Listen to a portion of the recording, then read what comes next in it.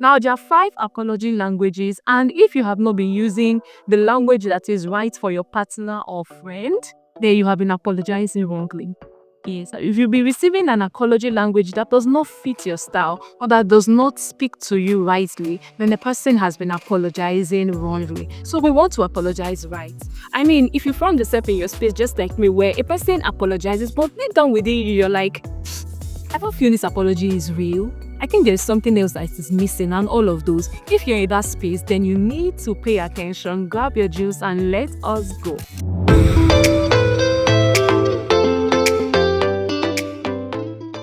Hello, my friends. Welcome to Soule Haven, a safe place where mental, relationship, and family dysfunctions are addressed, providing you with tips so that you can live your best life. Today, we're going to be discussing a very interesting topic.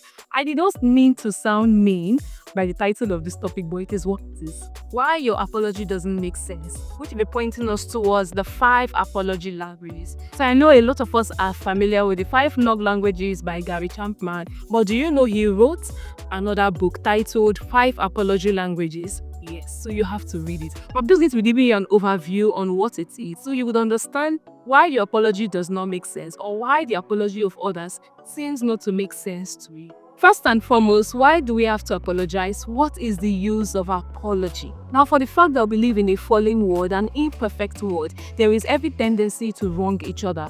But these wrongs need to be addressed because they cause barriers between two people and cause strains in relationships. So we need to apologize so that these relationships can be restored.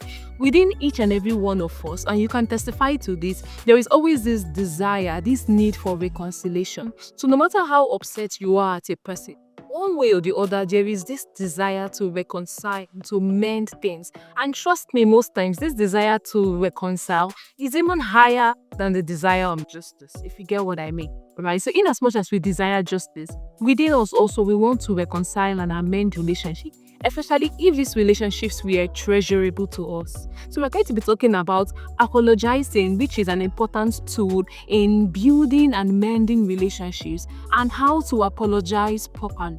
I'm not going to be giving you every detail in the book. You have to read it for yourself. But I'm just going to be giving you tips that would increase your appetite so that you're going to search for this book. Now, there are 5 apology languages, and if you have not been using the language that is right for your partner or friend, then you have been apologizing wrongly. Yes, if you'll be receiving an apology language that does not fit your style or that does not speak to you rightly, then the person has been apologizing wrongly. So we want to apologize right.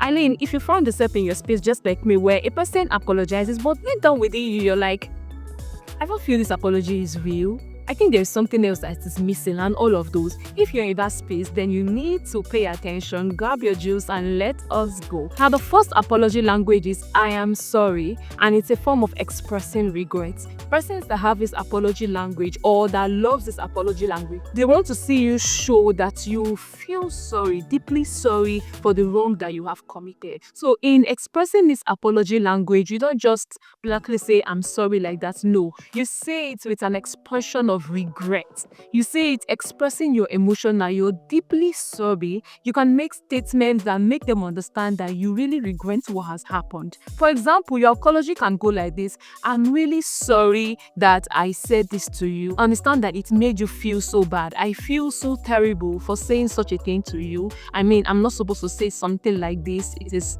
bad. It is demeaning. I feel so bad that I made you feel this way.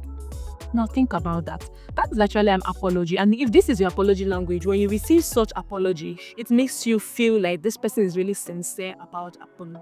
Now let's move on to the second apology language, which is I was wrong, accepting responsibility. Now this is actually my apology language. How do you tell me you are sorry when you don't want to accept responsibility? Now what does it look like? You saying you're sorry, but it does not stop there. Expressing regret, but it does not stop there. You have to accept responsibility. You have to admit that yes, what you did was wrong. So it's not just saying, oh, I'm sorry, and we move on. No. It's not just saying, I'm sorry I hurt you. What I did was wrong. I hurt you, and I know that it was wrong. I did this, and I know that it was wrong. Accepting responsibility. I'm not supposed to do this because this is how it makes you feel. Are we getting something? Now, if this is your apology language, then you have to use it more often, and you have to communicate it also to your loved ones or people around you that this is the best way to understand apology. So that's for the second apology language. Moving on to the third apology language, we have how can I make it right? And that is making restitution. It goes beyond I'm sorry, what I did was wrong, into how can I make this right? And for some persons, this is their apology language. Yes, you said you're sorry. Yes, you said you were wrong, but things have gone bad.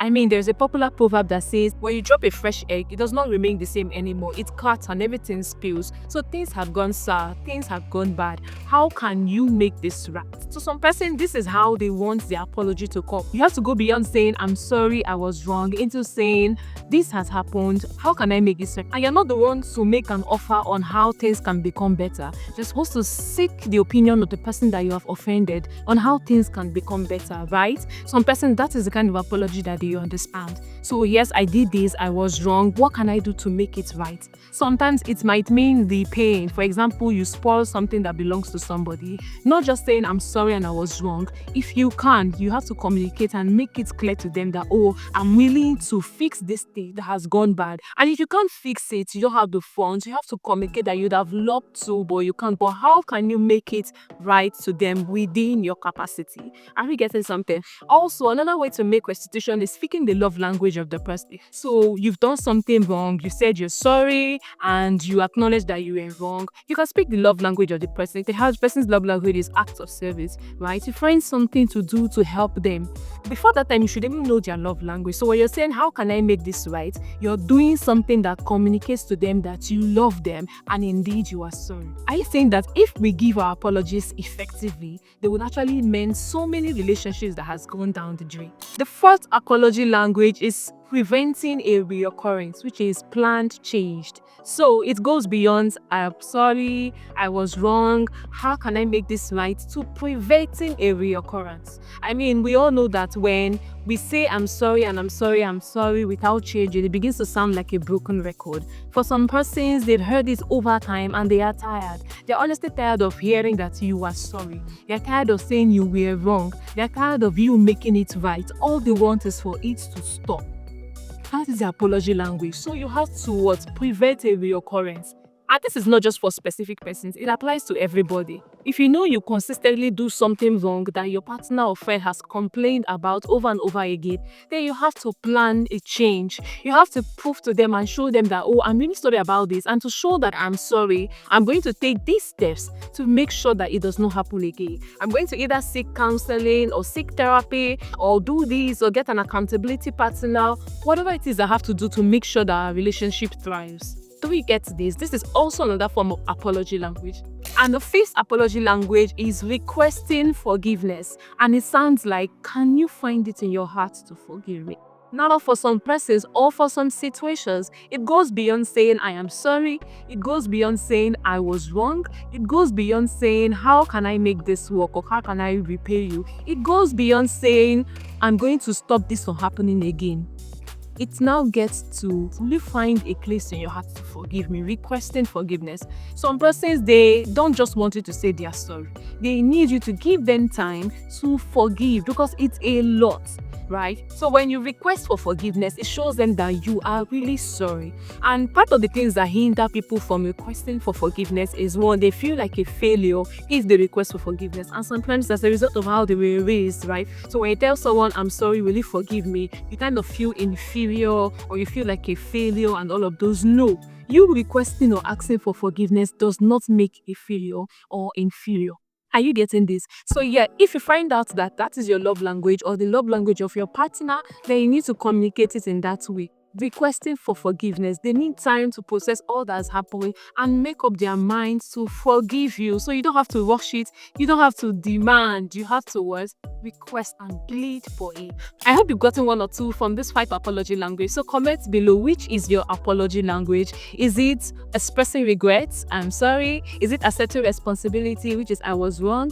Is it making restitution, which is how can I make it right? Is it planned change, which is preventing a reoccurrence? Or Or is it requested for forgiveness? Which is, can you find it in your heart to forgive me? Which of this is your apology language? Let me see it in the comment section. Don't forget to subscribe and like this video and share with your loved ones and family, because they need to know how best to apologize to you. Don't you think that makes sense? And you need to know how best to apologize to other persons in their space. If you begin to apologize effectively, our relationships will be better and we'll see beautiful things come out of our relationship. That brings us to the end of this session. Hope you've gotten one or two. I remain your top therapist and see you again in our next video.